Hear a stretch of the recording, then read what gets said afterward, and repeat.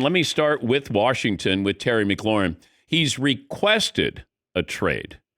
Now, if you were working in the front office with the Commanders, how would you read when it's not a demand, a request? What's that mean to you? It's basically the same thing to me, especially, in the context of, what he's saying is if you're not going to meet, if we're not going to be able to kind of like come to some kind of agreement here in terms of a pay raise for me, given that I'm entering into the last year of my contract, then just trade me. If we're really this far apart as far as how we see my value going forward, then go ahead and trade me. Which they're saying, look, that's ridiculous. We're not going to do that. They're thinking, look, we still hold the cards.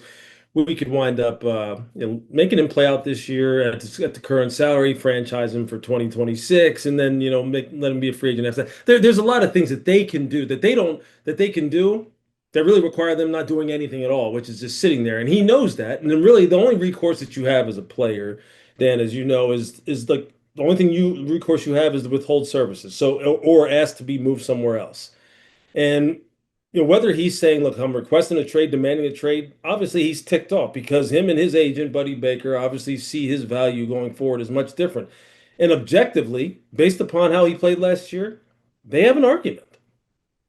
Okay, but let's look at what is reasonable for it. Let's say you ran the Commanders. Yeah. You want to re-sign him. Hmm. He's better than Brandon Ayuk, who's getting 30, but he's not Jamar Chase or Justin Jefferson. He's not CeeDee Lamb.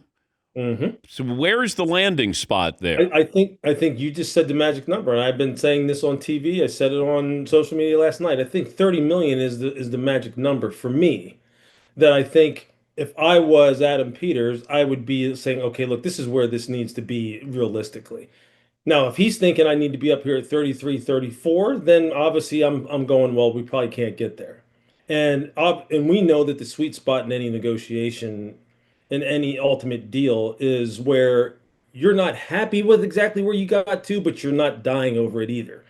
And that goes for both sides of the equation, both management and the player. And I think that's the area where I would be like saying, look, if we're here, then okay, I'm good with this. I'm good with this. And that's me trying to like remove the emotion of how I feel about Terry McLaurin, the person and the player, out of it. Okay, because there's no doubt that what he has done in the past, he has earned it. He has earned look, he's earned every penny that he has made to this point. And I think if you were just going to factor in what he has meant to this organization, you could probably make an argument for it being even higher in the 31, 32 area. You know, when we're just taking into account the entire player. But from a strictly business sense, I'd be comfortable with 30 million per year. It sounds like, from what I've heard, that maybe they may be looking for an average that's even higher than that, that puts him into that stratospheric level, which I would be a little bit wary of doing as well. But do front offices pay you on what you've done or what they think you'll Well, do? Because Trey Hendrickson did everything, outperformed TJ Watt the last 2 yep, years. yep, Terry McLaurin, he produced last year. But it yep. feels like, yeah, but you're 30 years of age. Now, what are you? We're not paying you on what you did. We're That's paying right. you on what we think you can do. I say this all the time. Look, contracts are about future performance projection. I say that like almost annoyingly so on TV all the time. And I'm with you.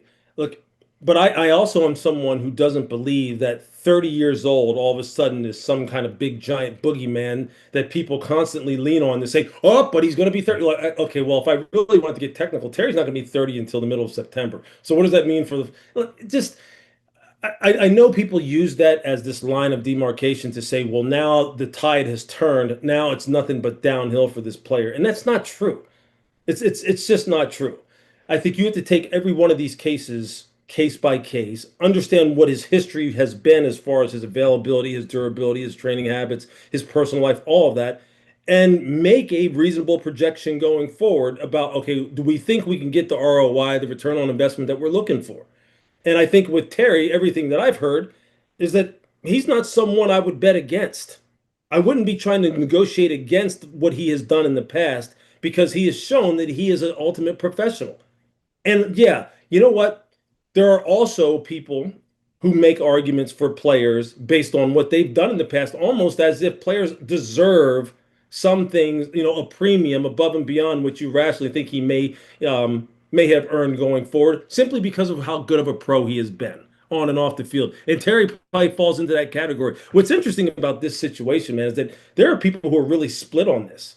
They really are. People are like, hey, Washington, Adam Peters should make his stand and Terry should just play out the deal because he is going to be 30 and he's not a great separator. He's not DK Metcalf. He's not Justin Jefferson. And then there's people who go, have you looked at the objective data on this guy?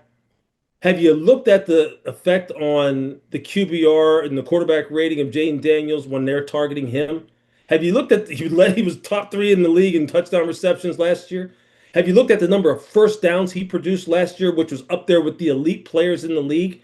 Have you looked at how strong he is at the catch point, the number of contested catches he made, and the time and the number of first downs he produced? Well, why wouldn't you project that that's going to get better this year as Jaden gets better, the run game gets better, they're in year two of this program? I would be comfortable projecting his production to stay right where it is, if not improving, based on all those factors. But we have this tendency to want to say, well, he's 30 years old. Yeah. Nah, there's no way he can get better. It's like saying the same thing about quarterbacks that the year two jinxes is coming and that Jaden won't get better. I think everything is trending the right way in Washington. I hope they're able to land somewhere in that low 30 range or maybe right around 30 and Terry can get in there.